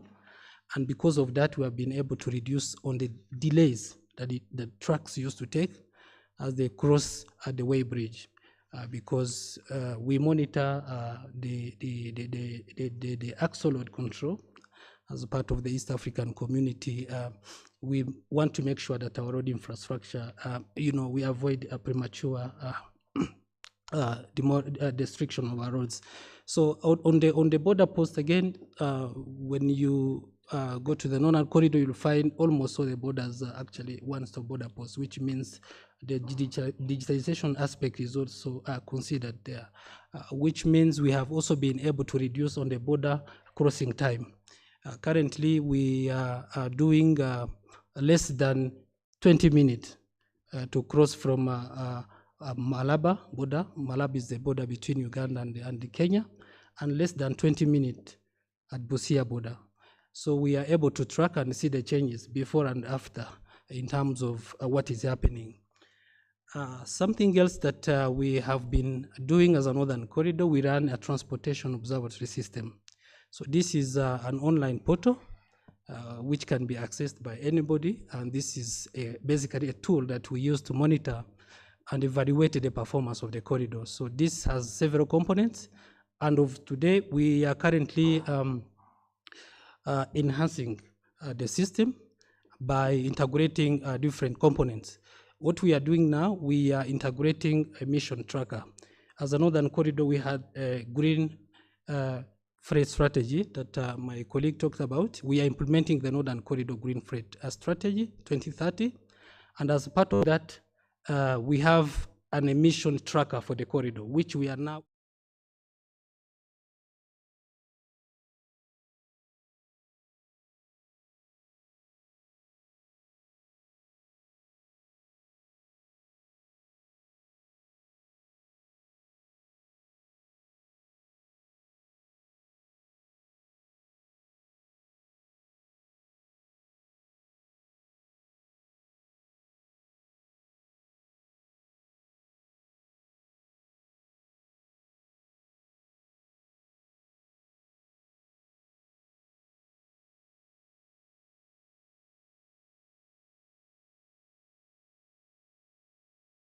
which means for us to know what is happening at the border, we do manual data collection, and we are trying to digitize the process. And we are working with Trademark and other people and the partners so that we can digitize the system. Another thing that we are trying to do, and we've started actually with some partners, GIZ and others, we are trying to digitize the processes of corridor users so that they can be able to report on real time the issues that they are facing on the ground. And lastly, we are also working closely with African United Nations Economic Commission on a tool to be able to monitor the performance of the corridor. I mean, the road condition, the condition of our transportation infrastructure, specifically in the remote areas where we cannot go physically. So this is something that we have also pushed, and we thank the United Nations Economic Commission for this, because it is going to help us, especially for the section of our corridor network where we cannot reach. We are a corridor of 13,000 kilometers of our road network, so you understand we cannot be able to physically visit all the section of the road. So I thank you so much. In terms of challenge, maybe I'll probably hit on the challenges to conclude. Thank you. Thank you so much. Emmanuel, has been a pleasure also for UNECA to work with the Northern Corridor, and thanks also for sharing your experience in using digitalization to improve the efficiency of your corridor. Some really good work happening there. Now let's turn to our partner, European Union. Fabio, you are the team leader, economic integration, trade, transport, digital, STI, a lot of things that can help us, I think, in our quest for sustainability. Now, we also know that sustainability is a key element of EU's transport policy. How is transport sustainability from a digitalization perspective articulated in EU? And what, in your view, are the most promising sources of financing for the development of sustainable transport in Africa in the coming decade? Fabio. Thank you very much. Good afternoon again.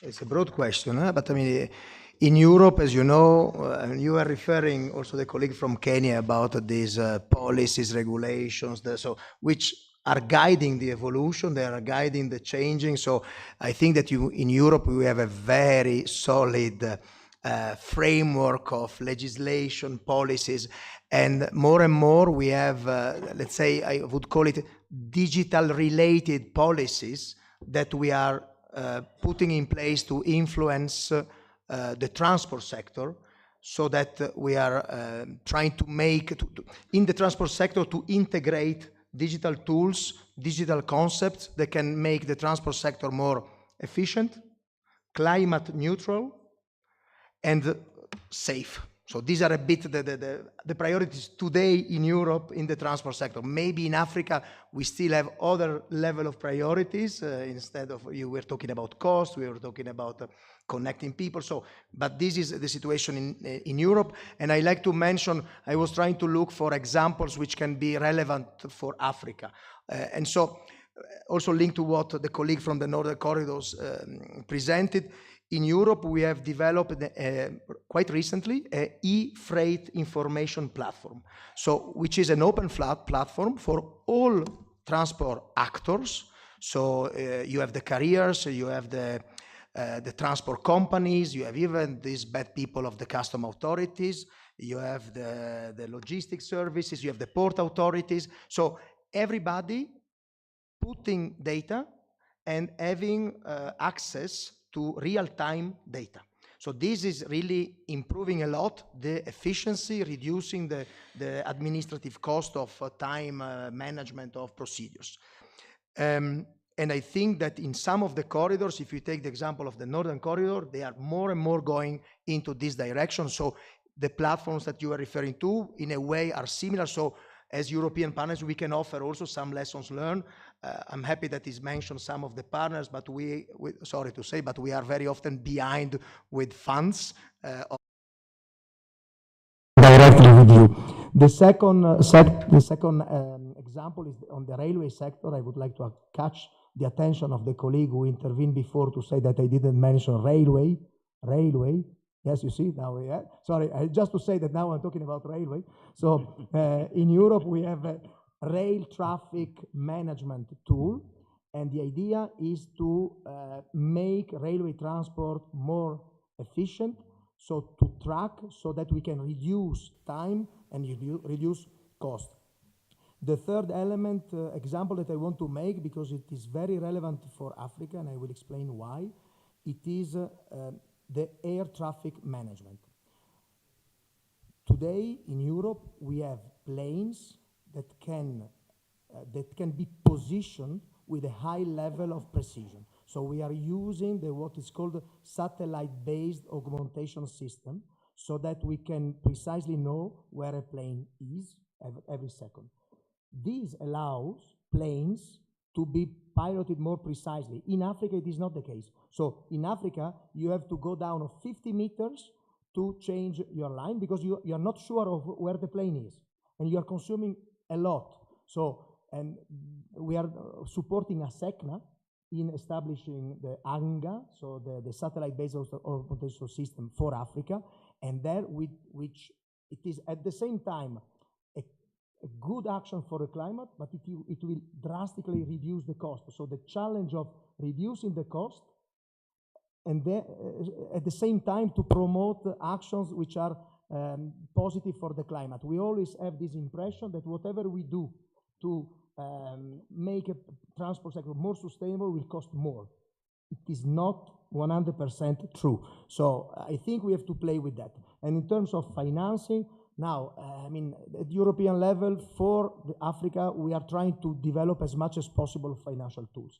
Historically, we have been working with grants for public investments. Now, more and more, we will still continue working on sovereign debt, because probably for the road transport in particular will be the most relevant tool. We are ready to combine with grants. We have created this European FSD Plus, it is called, where we have created these new tools for guarantees. And now we are, for instance, for the digital sector, we are going to create a new tool, which is called Leapfrog, Digital Leap Fund. So it's a bit linked to the topic of today. And basically it's also to invest in equity on digital SMEs that can also be relevant for the transport sector, but in general. So, yeah, that's it. Thank you. Thank you so much. I think there's a lot there that we in Africa can learn from Europe and also to tap some of the financial instruments that the EU has been developing over the year. And let's keep talking where the money is. And so we go to the World Bank now. Monali, you're the program lead transport of the World Bank. From the World Bank's your perspective, how could transport in Africa capitalize on the rapid digital advancements that we are seeing today globally and to enhance sustainability? Thank you very much, and thank you for inviting us to join this panel. Just one thing before I begin. So my role as the infrastructure program leader covers energy, transport, urban, resilience, and digital. And I think in some ways that is the combination that we talk about when we're trying to talk about sustainable transport, right? Because when we're talking about either moving people or moving goods, right? Basically, kind of very broadly speaking. And in Africa, we just met at the Green Mobility Symposium last weekend, where we heard that in Ethiopia, for example, there are 1,000 people. So that's a really low number. But what we want to do is to enhance mobility as such and not number of vehicles, right? What we want is more efficiency, better ability for people to access their jobs, access their homes, their lives. What we want is to better connect producers to the markets. What we want is better movement, ease of movement of people and goods and services. So the reason I bring this up is because how do we think about this, right? For better usage of digital technologies, you need electricity to be available, to have access to electricity reliably, right? For us to be able to have good quality transport infrastructure, we don't just need better access to financing, we also need better ability to manage the land that needs to be the right of ways that we need to access. The reason I bring this up is because maybe for really capitalizing on the digital advancements, what we need perhaps is to change our lens also a little bit. And I was really glad to hear about the AI tools and opportunities, because I think there is a lot of opportunity in looking at digital transport solutions as smart cities, as smart corridors, right? As smart zones which connect people and goods and passengers and services. And I was really glad to hear the mention of the e-vehicles policies and regulations, because I wanted to touch upon the fact that a lot of times what we're struggling with is the transport related policies and regulations being separate from digital policies and regulations, from land use policies and regulations, right? And urban and so forth. Whereas if we are to really utilize the digital revolution, what we don't just need are individual systems, but in some ways for the systems to enable all of these pieces to come together. Because that's where we will have efficiency in terms of the investments needed. Because if we were to just add one by one the investments needed in digital, in transport infrastructure one by one, the amount of funding needed and the time needed is going to be enormous, right? So there is an opportunity for efficiency, for optimizing the resources, the limited financial, but then also limited land resources that are available to us for this purpose. And then just one other thing I wanted to add, which is utilizing these new technologies also for improving access to markets, particularly specialized markets, right? Which with the new climate change related border adjustments and other such requirements, we will have more need to be able to identify where material is coming from, what is the carbon footprint of whether it is an air trip you take or a rail trip you take, or you move products and services. So I just wanted to raise the importance of not only have systems for particular uses, but also systems that are allowing all of these to be integrated across the sector, and that's where technologies like blockchain and others become important and something for us to really look at.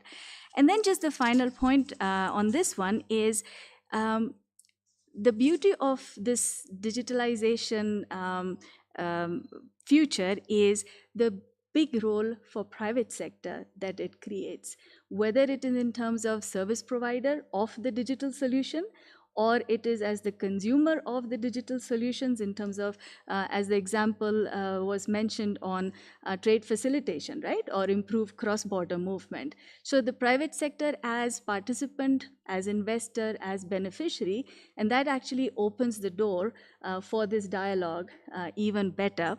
And just final point I will conclude on is these are the jobs of the future. So the universities, the workforce of tomorrow needs to be already prepared for a digital future, right? For application of the digital technology, whether it is at the ticket collection point or all the way to operating very complex railway and freight management systems, right? Supply chains. So across the chain, there is a massive amount of opportunities, but the opportunities are at the convergence of sectors. And that's something I think it would be very useful for us to recognize and encourage, because I think that's where we will see the greatest dividend. Thank you. Thank you so much, Manali. You said a lot of insightful things there, but I think you saved the best for the last. Big role for private sector in the digital space in terms of service providers and users. These are the jobs of the future, workforce, and so on and so forth. I think that this is the right time to turn to the floor now.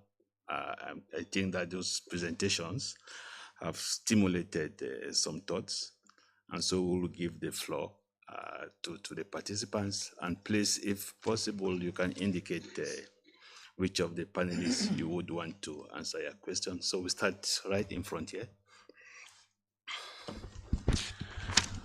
My name is Tabe from Granville Energy and Granville Industries. First of all, thanks very much for a brilliant session, very insightful. I think my question will go to everybody on the panel. Besides the founder of tech and energy tech companies, I also sit on the curriculum advisory board of a university in South Africa. So the last point you raised was going to be a question. And on Friday, we actually have a board meeting to discuss how private sector would align with academia so that they can produce students or graduates who will be useful. A few years ago, I spoke at the Computer Society of Botswana, exactly the same thing for Industrial Revolution. We see Africa trying to move forward to leapfrog when it comes to 4IR, yet we have the youngest population in the world. My experience across the continent is that we're dealing with high unemployment rate, especially youth unemployment. And as an entrepreneur, as an employer, but also as an advisor to academic institutions and to governments, I have this dilemma. I don't have a question. It's the first time I meet people discuss, especially at the policy level, discuss things like this. AI is great. In my businesses, I will basically have to shed about 200 jobs because I don't need those positions anymore. I use AI to optimize and I can do them a lot quicker. I can basically do work in a couple of minutes instead of weeks or months. The question is, at your level, where do you think Africa should be looking at so we can jointly address this challenge that we face from an AI perspective? Digitalization of industries, which is a big challenge for us because people are going to lose jobs. People are losing jobs right now. And while we talk about having a youthful population and it's great for employment and for labor market. The reality is we're also looking at robotics, which nobody's talking about. We don't need humans anymore in factories, for instance, that we're designing to manufacture solar power components. We use robots. Instead of 1,000 people, we need 100 people or less. That's the reality we face. And I was asked last week by a government official, how many people will you employ? When I told them they were not happy. So at your level, how can we address this dilemma? Thank you. Thank you so much. Thought-provoking question, what I think is very clear. The panelists have taken note. Do we have other questions? We'll take a round of questions. So we'll start here and then we'll go over there. Thank you. Thank you very much for a very interesting panel. I would like to build on the point that you made at the end about the importance of having a coherent set of policies across sectors. And I have a bit of a provocative talk to share. We are here discussing PIDA, which is a fundamental program of the African Union. Infrastructure, as we heard, is fundamental for promoting transformation and for promoting markets integration. Now, we also have CAADP, the process to promote agricultural development and food security in Africa. We also have the Continental Free Trade Agreement process. If I make an analogy to what you said, you could look at the digital, the transport, the urban, etc., policies and regulations. You can transfer them in the context of the African Union and say you have the infrastructure, the food security and agriculture, the trade and investment part. How do you see these processes within the galaxy of the African Union, sorry Fabio, the African Union interacting? Because if I look at the European Union experience, the building of the market, the common market, integrated these aspects.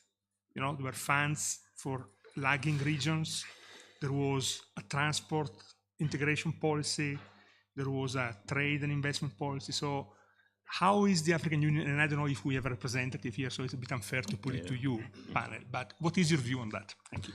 Thank you. We still have one question here. If there's one more, we'll just take all the questions. So we'll go here and we'll go over there behind. Okay, please, could you move to another speaker? All right. Yeah, thank you for the nice discussion. My name is Jens Arts. I work for Cities Alliance. We're a partnership supporting secondary cities in Africa. And of course, cities is not really the topic, but in an urbanizing continent, it's also like the last mile, no, of regional corridors. That's where people will live. That's where your labor market is. That's where your consumer base is.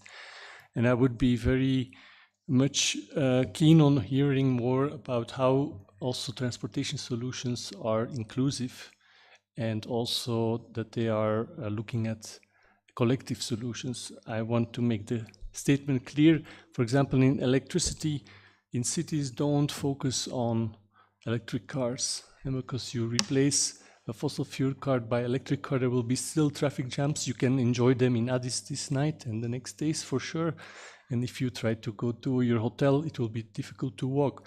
So I'm saying, like, poor people, and there are a lot, and there's disadvantaged people, they will never be able to buy a car.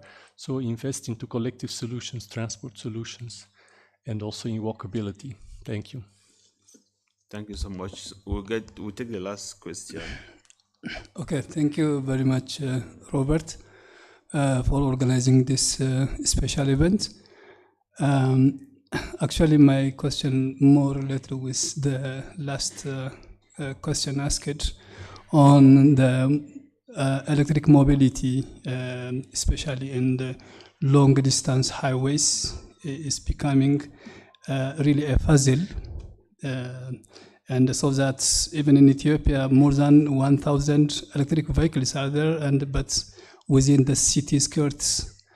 So what should be the long-term solutions, especially with charging batteries, is my question. My final question is, in Africa, we are striving for just energy transition, but some of the countries like Uganda are not just exploring their petroleum very recently, and should such countries be advocated to use their reservoirs, or should they just transition to just energy issues should be addressed? Thank you. Thank you so much. I think what I would suggest to do, I will give the floor to all the panelists to answer the questions that they were directed to them, or where they feel they want to offer some opinions. Then at the same time, you could have your last word with regard to this discussion. So let me start with Emmanuel. So we come this way. If there's any question that you would like to answer, or your last thoughts on this topic, please, the floor is yours. Thank you very much, moderator. I want to just take the last question, which has to do with charging infrastructure for, I assume, for long distance trackers. So from the corridor perspective, I didn't mention the issues of the challenges that we have currently, but the aspect of capacity building came out from the participants, and also the issue of course, limited fund and the harmonization of policies. So those are the main challenges. Now, on this issue of e-mobility for long distance trackers, as from the corridor perspective, we want to address this. We are already discussing with our partners and trying to assess the corridor electrification readiness. So this is something that is going to give us a clear picture on what is on the ground, what needs to be done in terms of standards, because we want harmonized standards across all the member states, but also it will give us an indication on where to deploy some of this charging infrastructure we are talking about. So I think this is how we are tackling this, and I believe I have contributed to the, I have probably responded to the question. Thank you. Thank you so much. We move now to Fabio. I don't know to which question to answer, because I think none was actually for the European Union, but just a point of Jens that I think we have still to sit and to talk. We are planning to have a chat. But I mean, what I can say, I think it is this the aspect of inclusiveness. It's of course very important for us now. Will we be able to materialize it in our support? I think yes. If I think about the corridors, for sure corridors we consider as economic corridors. It's not just a transport line. So for instance, I can make some examples, but I mean, secondary cities in the corridors will be for sure supported by our probably soft actions. And talking about inclusiveness, one important element that is coming up in most of the corridors that we are supporting is the border areas, the informal trade of notably women, so that we have more and more requests from countries, from our colleagues, to do projects dedicated to these border areas, informal trade, and let's say, yes, informal trade basically. So this is one aspect which is different from secondary city, but we look at that. We try to adapt the projects to the needs, and these are two kinds of needs that are coming from the field that we want to address. Thank you so much. Walid? I think I'll quickly address the gentleman question, because this is something that we have been always thinking about. So, excuse me. So digitalization or digital sector is something that integrated to each and every sector. You will find it in transport, energy itself as a sectors, and you'll find it in health, education, all the sectors. So I like how my sister put it, that we cannot separate all these elements. So I would like to share my own perspective on this. So what we can do as Africans, actually it's what we are trying to achieve.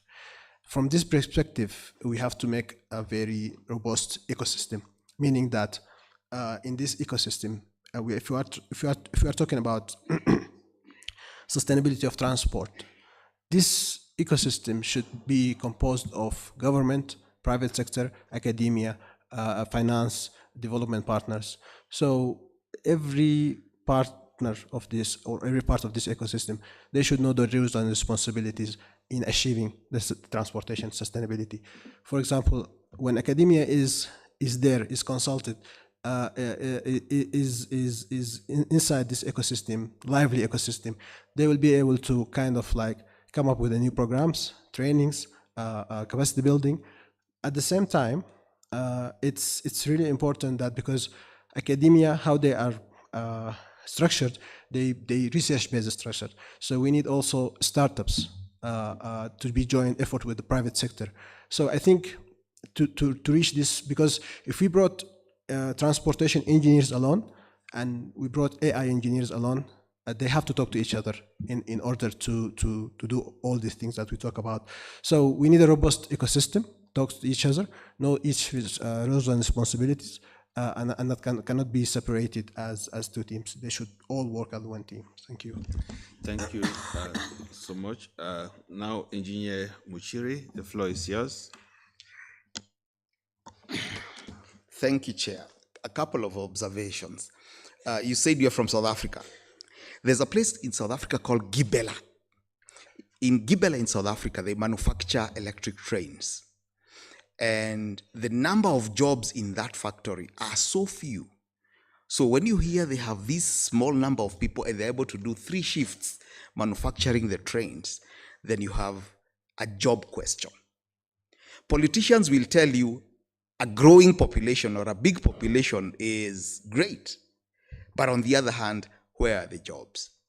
Now, secondly, we are transitioning to artificial intelligence, digitalization. We are even losing more jobs. We need a think tank.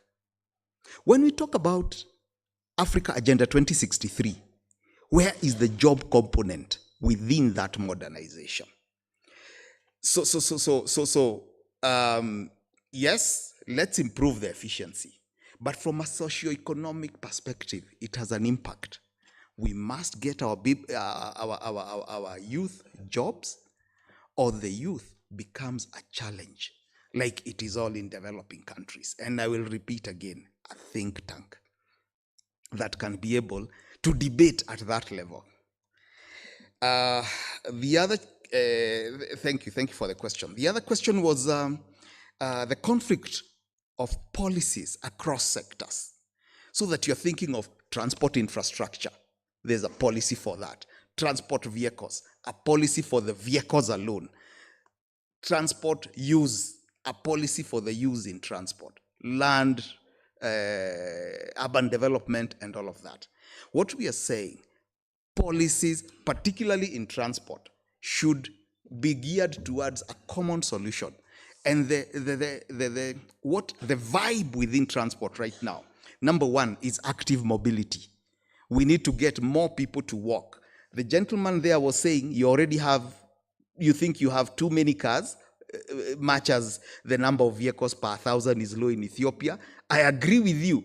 You have seen the footpaths, over 50 kilometers done in Addis Ababa in the recent past. That's the direction to go. And we call that active mobility. Pedestrians, cyclists, pedocart pushers. Secondly, we need to create a bigger emphasis on public transportation, what we call bus rapid transit systems, light rails, or even metro rails, and things like that. And thirdly, from the university perspective, our urban curriculums on urban development should go more towards transit-oriented development, so that people are traveling shorter distance to work, to leisure, to play, and all of that. Transit-oriented development. It must get into the university curriculum. So investment must follow priorities, and that way will be a more sustainable approach. And lastly, again to the Ethiopian people and somebody else, one of my co-panelists, the poor people. Previously, we have been designing how to move cars. But now we need to discuss, as the World Bank is saying, how to move people, how to move goods.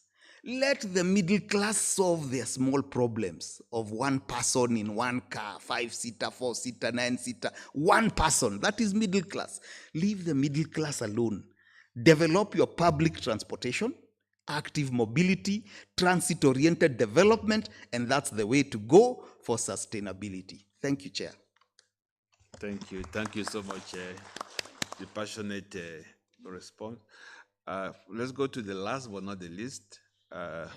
Panelist Monali, you can pick any of the questions. I think you stimulated some of the question, policy integration, policy conflicts, and things like that. But you can pick from any of the questions and at the same time give your last Thank you. thoughts. It's nearly impossible to follow that very inspirational note. But I just want to actually conclude on 2 points. One is that I don't think more productivity and more jobs should be in conflict, right? Because we need both of them. We need more robotics, more automation, more dollar per unit efficiency, but we also need more jobs, right? And one of the things I just wanted to put on table, the reason I keep bringing the cross-sectoral or the shared approach to solution is because I think there is an opportunity or a need for a fundamental shift in how students or how the young people who are entering the workforce think about jobs, right? Think about what is it that they're looking for, because the world has shifted, as you were saying. It's not just about transport, it's about transport engineering plus electrical, it's urban engineering plus transport, right? So the world is shifting, and then in all of that, a little bit of digital. So we don't need a whole bunch of coders, but we do need a bunch of digital scientists who understand transport, or who understand supply chains, who understand freight or railways, right? So I think that is where we really need almost the younger workforce to almost create the new job opportunities as well. And I think that's where the line between what the public sector has traditionally provided as a service and what the private sector's role was, I think that is fundamentally shifting. And perhaps there is, as you mentioned, the need for more of thinking, more of higher level intellectual capital to be put into it to find better solutions. Thank you. Thank you so much. Before I wrap up, maybe I give the floor to the Director of Energy and Infrastructure of the African Union. He is with us here in the room. There was one question about the SPIDA, the SCADAP, the African Continental Free Trade Area, how all of this feed into the AUC's overall approach. I'm pushing you towards the wall, but you can answer that or say whatever you want to say.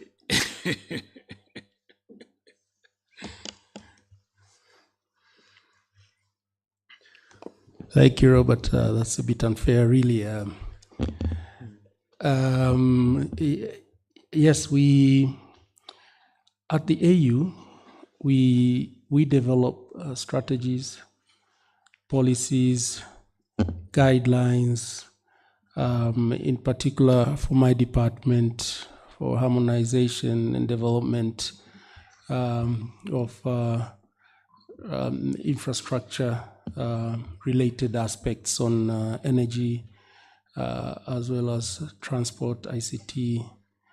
When it comes to all these strategies, which we're talking about, but actually those are the Agenda 2063 flagship projects, the CADAP, the AFCFTA, PIDA. It's not an Agenda 2063 flagship project, but it's a blueprint which supports the attainment of the Agenda 2063 goals and aspiration.